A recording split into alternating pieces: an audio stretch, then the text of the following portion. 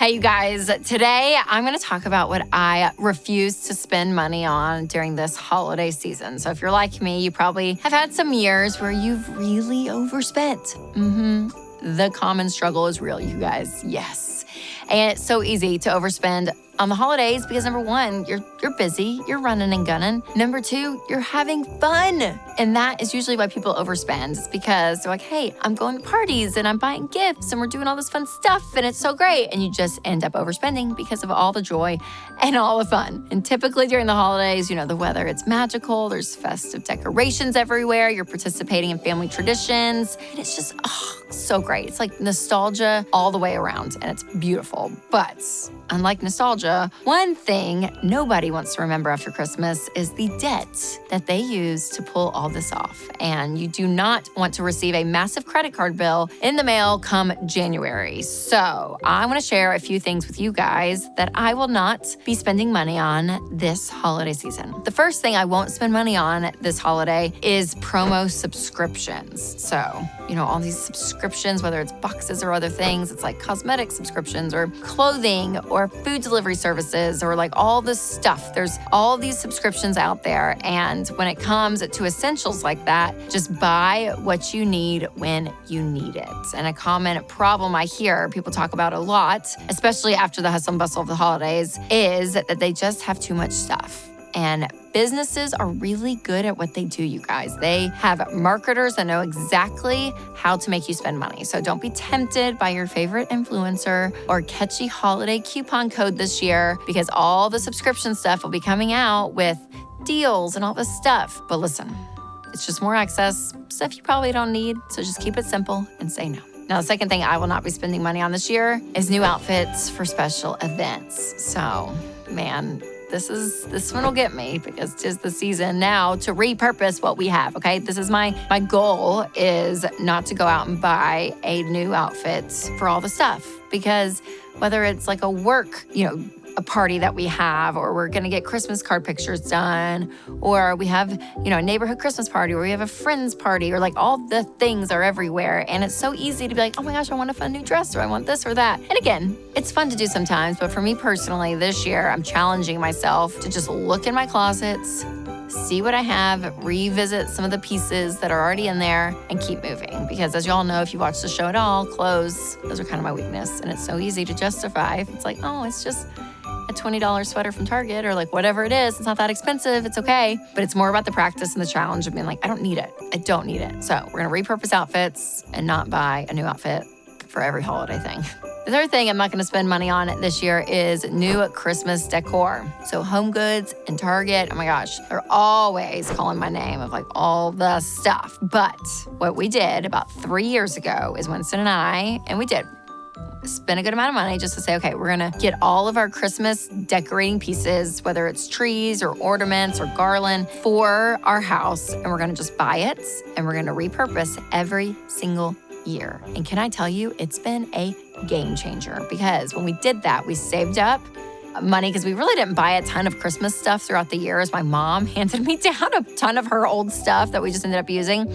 And we moved into our new house the second Christmas. I was like, okay, my goal is by the second Christmas, I want to save up money and get things done around the house, get what we want, and that's it. So that I'm not tempted when I go into Target and like see all the stuff. I don't need it because it's already done. And you guys, this is our third year on our Christmas decor, and I'm so happy with it. I really am. So I can confidently say I will not be buying Christmas stuff because we already did it, and I put a hard line in the sand for myself. I'm not gonna buy it, and I'm gonna stick to it. All right, the fourth thing that I will not be spending money on are the gingerbread house kits. Y'all.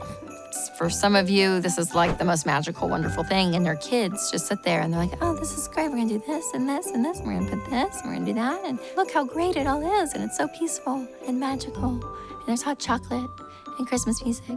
And it's fine. Well, it's not fine. It was not fine last year. It was not fine last year when I did it. It was a mess. There was a lot of tears, a lot of frustration. Someone wanted this and all that, and I'm not a very creative person. So I'm like relying on the picture. And then I feel like the kid, you remember the toys that they would show you, whether it was like Play-Doh or like I mean, I think it was anything. It was anything. Your Barbie, and they show you like what your Barbie can do. Look at all the fun hairstyles your Barbie can have. Look how great this is. And then you try to do it, and she looks like she came out of a mental institution. It's just like she's crazy. And I'm like, how's her hair all crazy? And this girl in the commercial, it's perfect. Or the Play-Doh, it's like the whole city that they made out of Play-Doh. And I'm like, how do I do it? And you try to do it as a kid, and it looks nothing like the box. I had PTSD last year doing gingerbread houses with my kids because I'm looking at the box. I'm like, it doesn't look like the box. And my kids are sad it doesn't look like the box. I can't make it look like the box. Can anyone make it look like the box? I don't know. I'll just say, no go this year. We'll do something else. We'll find something else fun to do. No gingerbread house kits this year for me. Can't do it. All right, the fifth thing that I'm not spending money on this holiday season is gift-giving parties that I don't want to go to. Okay. There's a lot of fun parties, whether it's like White Elephant or Dirty Santa or Favorite Things parties. There's a lot of great parties going on this holiday season. And I can tell you that it can be so easy to overbook your schedule, overbook your budget, and be stretched way too thin. So I had a season, especially this summer, we said no to a lot this past summer.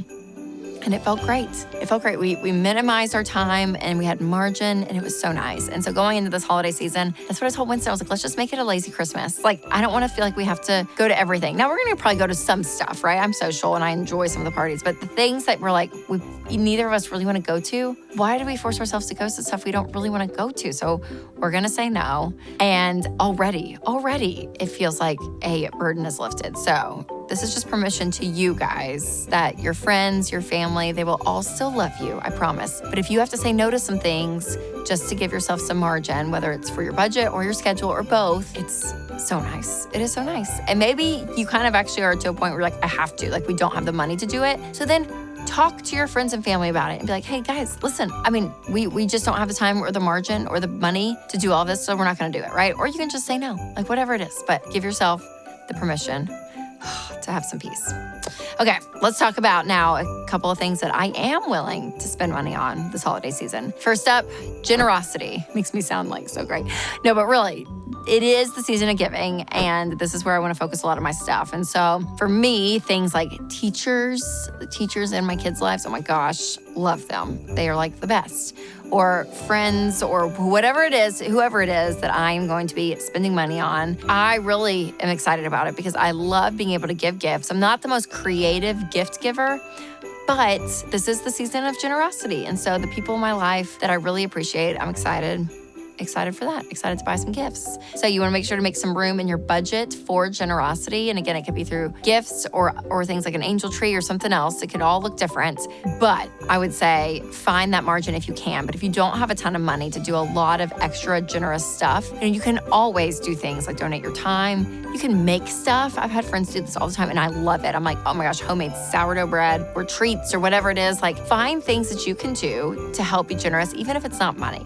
And this can also be a great conversation to bring your kids into and ask them about who they want to bless this year and what they want to do. Because remember, gestures that come from the heart and the stuff that you do that's creative and fun and special to the person, those things are priceless. All right, another thing that I've spent my money on over the last few years that I never regret is if you have children in the car who have an elf that magically comes to the house, just pause this for now.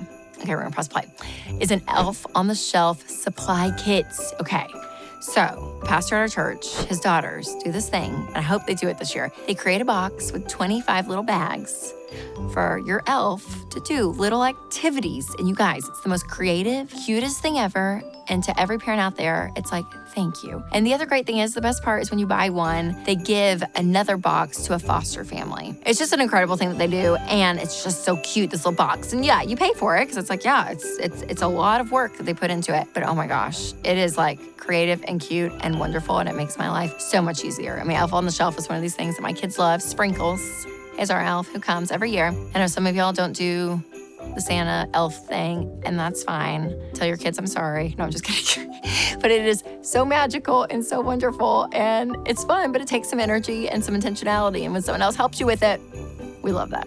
All right, if you've noticed the theme so far, you're not wrong, because experiences is one of the things that I love to spend money on in our household and in our family. Which brings me to the last thing that I will spend money on this holiday season is family board games. So just like teaching your kids about generosity or making memories with Elf on the Shelf, board games are a small expense that can make a huge difference during all of that family time you guys have on the calendar when the kids are out of school and everyone's around. So one of my most recent favorite games to play with my kids are Tapple and Telestrations. So Tapple is a really fun game because there's like this timer and you get a category and you're like, okay, you have to say a word within the category. Whatever the word you pick, the letter starts with, you press it down and you go all the way around. It's like, it goes back and forth. It can be kind of competitive. It's on a timer, which makes everyone's adrenaline just go, and it's so fun.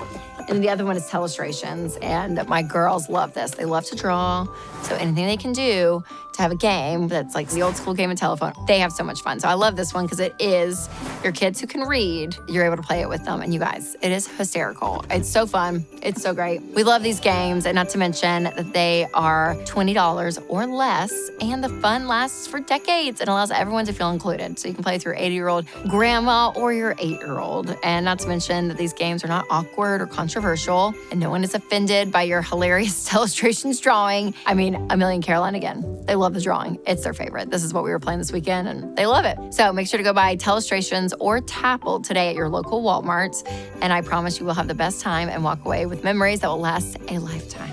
All right, you guys, so there's my list of stuff that I will buy, stuff that I won't buy. But just remember, don't let friends or family or social media peer pressure you into ditching your budget this holiday season and setting you up for failure next year, okay? You got this. Stick with your boundaries, have a plan in place, because there's plenty of time to be intentional, to draw those boundaries for this holiday season. So if you need a tool to help you create and stick to a plan, check out the Every Dollar Budgeting app. It is my favorite. Give it a try today, and I promise that you'll have a little more margin and peace by Christmas. Make sure to send this video to a friend who wants to cut down on all the crazy holiday spending.